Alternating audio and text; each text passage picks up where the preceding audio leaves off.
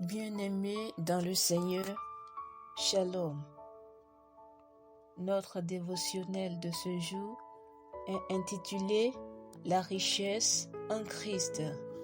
Notre verset d'ouverture est tiré de l'épître de Paul aux Éphésiens, chapitre 3, verset 8, qui dit « Cette grâce m'a été donnée, à moi qui suis le plus petit de tous les saints, de prêcher parmi les païens les richesses insondables de Christ. » Le mot « richesse » est l'un des mots les plus maltraités et les plus mal interprétés des Écritures. De nombreuses personnes associent toujours la richesse aux bénédictions matérielles. Dans 2 Corinthiens 8, verset 9, il est dit que « Car vous connaissez la grâce de notre Seigneur Jésus-Christ, qui pour vous s'est fait pauvre, de riche qu'il était, afin que, par sa pauvreté, vous fussiez enrichis. » La pauvreté et la richesse dans ce texte n'ont rien à voir avec le matériel ou l'argent, mais avec la manière dont le Christ s'est appauvri par son humanité et sa mort. Et la richesse ici concerne tout ce qui est devenu nôtre à la suite de sa résurrection. L'apôtre Paul utilise ce que Christ a fait pour enseigner la générosité et le sacrifice dans le don.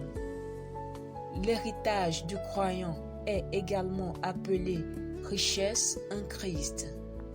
Ces richesses peuvent également être qualifiées de richesse de sa gloire, de richesse de sa grâce ou de richesse du Christ. Aucune des richesses en Christ ne parle de prospérité matérielle ou financière. Malheureusement, chaque fois que certaines personnes entendent le mot richesse, elles pensent à l'argent ou au bien. L'argent ou les richesses matérielles ne font pas partie de l'héritage des croyants en Christ. Lorsque nous parlons d'héritage ou de richesse en Christ, nous entendons tout ce qui est devenu nôtre à la suite de la mort, de l'enterrement et de la résurrection de Christ. Cela signifie que nous ne les aurions pas eus si Jésus n'était pas mort. Les richesses en Christ sont exclusives à l'homme en Christ. Ce sont des choses que tu ne peux avoir que si tu crois en l'Évangile, comme le pardon des péchés, la vie éternelle, l'habitation de l'Esprit Saint, etc. Il y a certaines bonnes choses que Dieu a mises à la disposition de tous les hommes, indépendamment de leur foi en Christ, comme la prospérité financière, une bonne santé ou la guérison, une longue vie, un bon mariage, l'excellence académique, un talent naturel ou des compétences.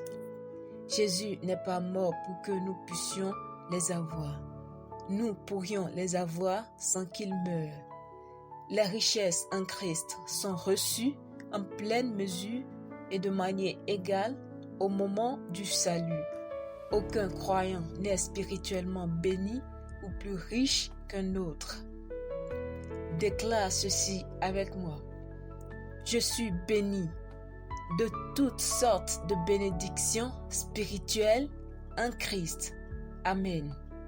Pour une étude approfondie, vous pouvez lire Éphésiens 1, verset 3 à 18, Colossiens 1, verset 27 et 1 Pierre 1, verset 3 à 5. Restez bénis.